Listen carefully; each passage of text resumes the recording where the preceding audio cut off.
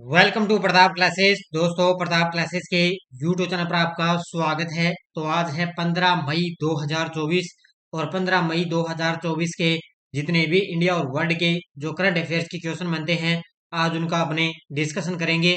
पूरा वीडियो ध्यान से देखना और लास्ट में आपसे क्वेश्चन पूछूंगा जिनके जवाब आपको कमेंट बॉक्स में देना होगा। आज अपने पढ़ेंगे पहली बार सुल्तान अल जहान शाह हॉकी ट्रॉफी का खिताब किसने जीता, चंद्रमा पर पहला रेलवे सिस्टम बनाए जाने की योजना और मेघालय की पहली महिला पुलिस महानिदेशक कौन बनी है, इनकी आज हम चर्चा करेंगे पूरे लेटेस्ट न्यूज के साथ में। डेली आपको सुबह मेरी क्लास है मिलती है। तो कल तो आपको ये क्लास का टाइम है 6:30 पर आपको ये कल सुबह क्लास है मिली थी।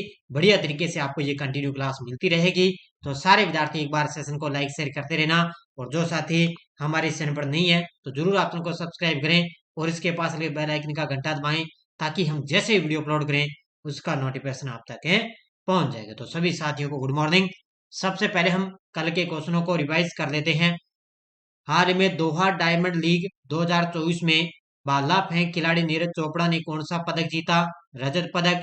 पेरिस ओलंपिक 2024 के लिए क्वालिफाई करने वाले पहले भारतीय पुरुष पहलवान कौन बने, अमन सहरावत। पाकिस्तान सीमा पर अपनी निगरानी क्षमताओं को बढ़ाने के लिए भारतीय सेना में किस किस ड्रोन को शामिल किया गया, तो दृष्टि 10, या कल मैंने ये अलग अलग बताए थे ना, तो ध्यान रखना दृष्टि 10 का दूसरा नाम है अमीर से 900, ये इसी का दूसरा नाम है। किस देश की पर्वतारोही कामी रीता शेरपा ने 29वीं बार माउंट एवरेस्ट पर विजय प्राप्त करके एक ऐतिहासिक रिकॉर्ड बनाया, तो ये है नेपाल देश की।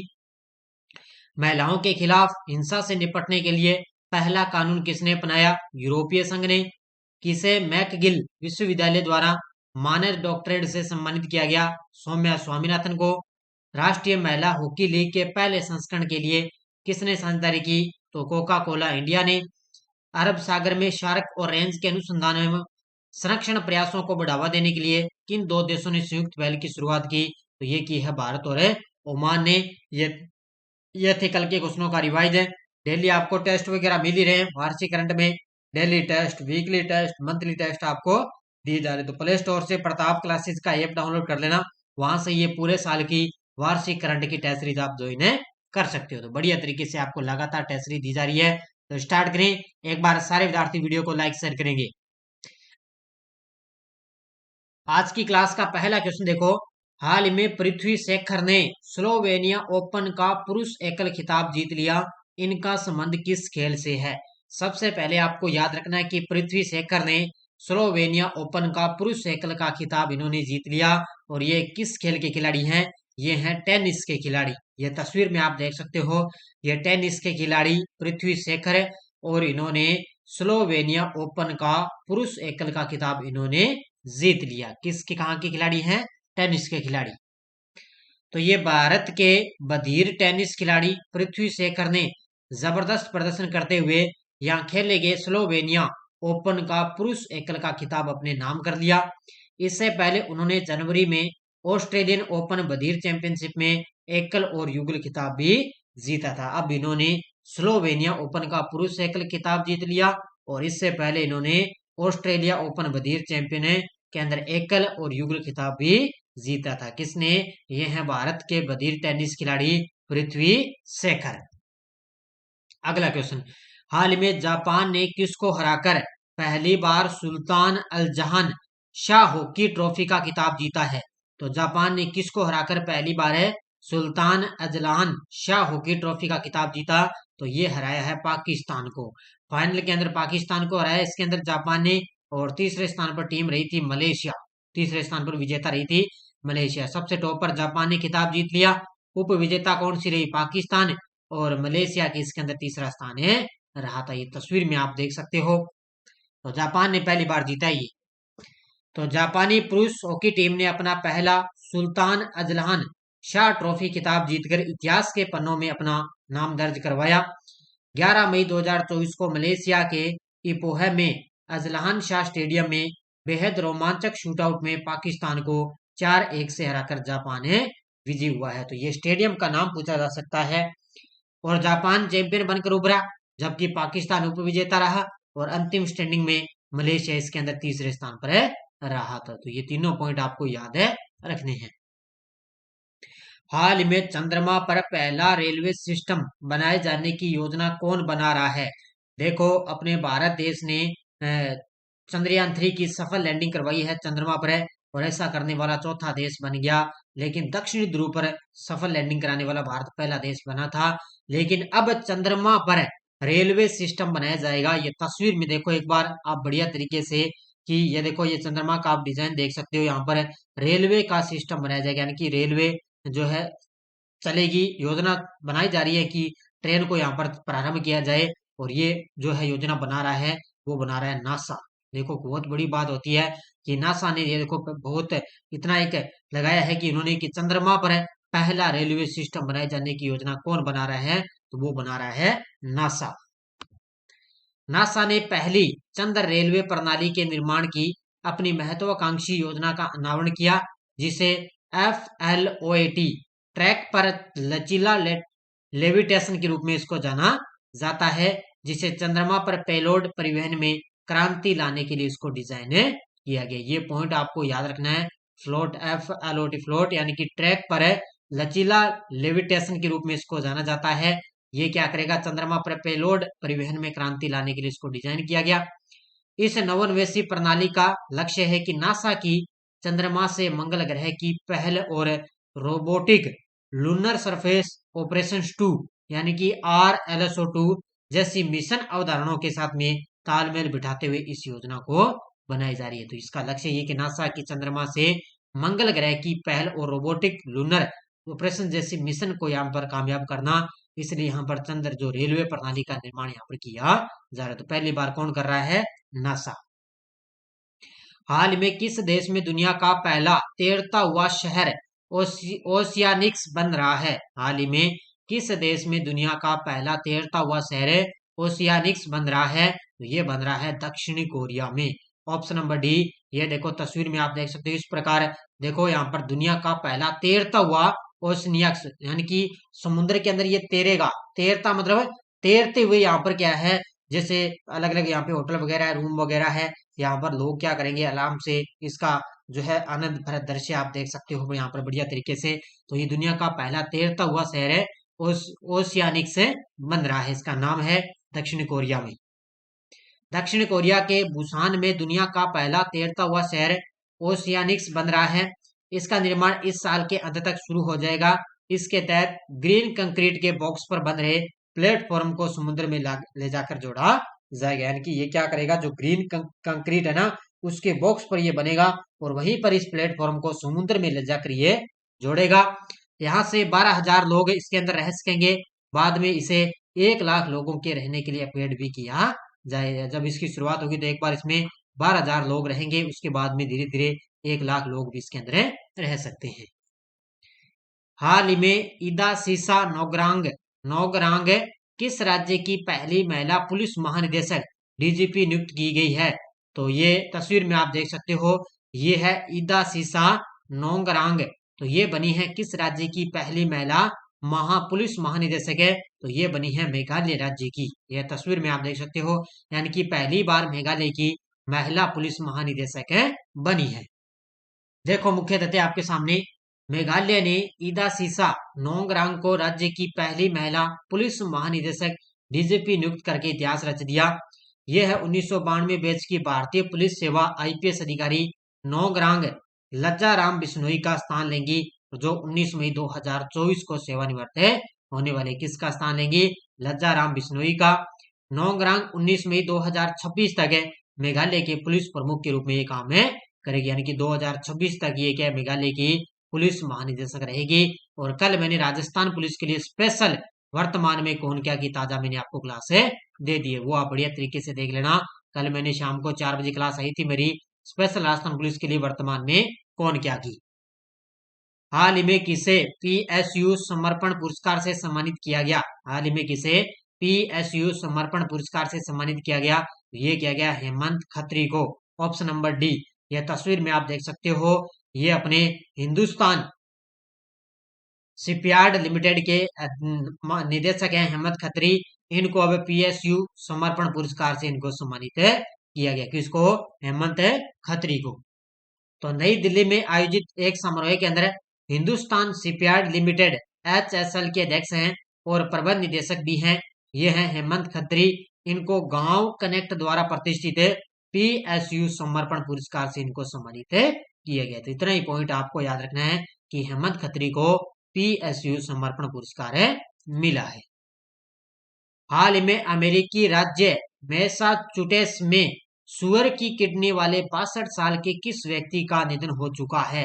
हाल ही में अमेरिकी राज्य मैसाचुसेट्स में सुअर की किडनी वाले 62 साल के किस व्यक्ति का निधन हो चुका है? तो ये हैं रिचर्ड रिक स्लेमैन। ये तस्वीर में आप देख सकते हो, ये रिचर्ड रिक स्लेमैन है और ये सुअर की किडनी वाले ये 62 साल के व्यक्ति हैं और हाल ही में इनका निधन हो चुका है। तो कुछ दिन पहले मैंने बताया था कि अमेरिका के वैज्ञानिकों ने सबसे पहले क्या है कि सुअर की किडनी का जो है ट्रांसप्लांट करके इस प्रकार प्रयोग किया है। तो ये देखो इसके अंदर प्रयोग किया गया, लेकिन इनका हाल ही में निधन हो गया है।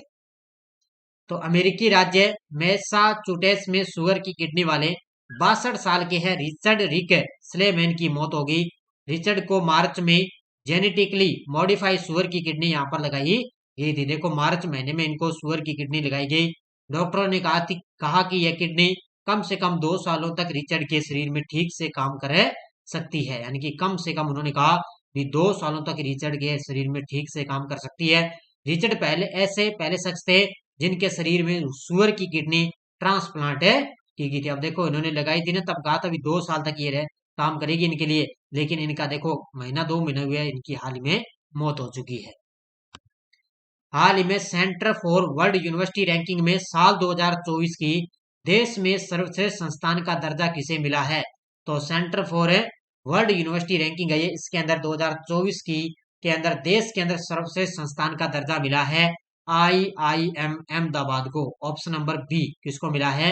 IIM अहमदाबाद को सर्वश्रेष्ठ संस्थान का दर्जा मिला है। तो सेंटर फॉर वर्ल्ड यूनिवर्सिटी की रैंकिंग आई है, इसके अंदर सर्वश्रेष्ठ संस्थान का दर्जा किसको मिला?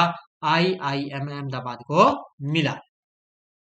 तो centre for world university ranking ने साल 2024 की दुनिया की 2000 सर्वश्रेष्ठ शिक्षा संस्थानों की लिस्ट जारी की।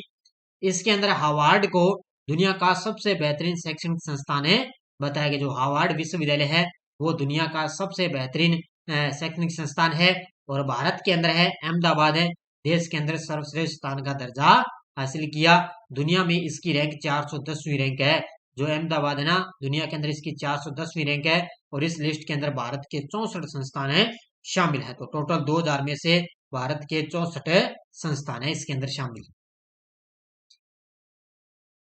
हाल ही में अमेरिका को पछाड़कर भारत का सबसे बड़ा कारोबारी पार्टनर कौन सा देश बन गया है? हाल ही में अमेरिका को पछाड़कर भारत का सबसे बड़ा कारोबारी पार्टनर कौन सा देश बन गया? तो वो बन चुका है चीन देश। कौन सा बन गया? यानी कि अमेरिका को पछाड़ दिया और भारत का सबसे बड़ा कारोबारी जो पार्टनर है ना, वो कौन सा देश बन गया? वह चीन देश बन चुका है। तो अमेरिका को पछाड़कर भारत का सबसे बड़ा कारोबारी पार्टनर चीन बन गया। बीते साल चीन और भारत के बीच में 118.4 अरब डॉलर के द्विपक्षीय व्यापार हुआ है। तो पिछले साल की अगर अपने बात करें तो भारत और चीन के बीच में 118.4 अरब डॉलर का व्यापार हुआ। वहीं भारत और अमेरिका के बीच द्विपक्षीय व्यापार हुआ है 118.3 अरब डॉलर। देखो ये 118.4 और 118.3। इसके अलावा आर्थिक शोध संस्थान ग्लोबल ट्रेड रिसर्च इनिशिएटिव की ओर से ये आंकड़े जारी किए गए। तो आपसे पूछा जा सकता है आर्थिक शोध संस्थान ग्लोबल द्वारा ट्रेड रिसर्च की ओर से ये आंकड़े देखे गए हैं। हाल में किस राज्य के पूर्व उप मुख्यमंत्री सुशील कुमार मोदी का निधन हो चुका है? तो किस राज्य के पूर्व उप मुख्यमंत्री थे? तो ये थे बिहार के। किस राज्य के?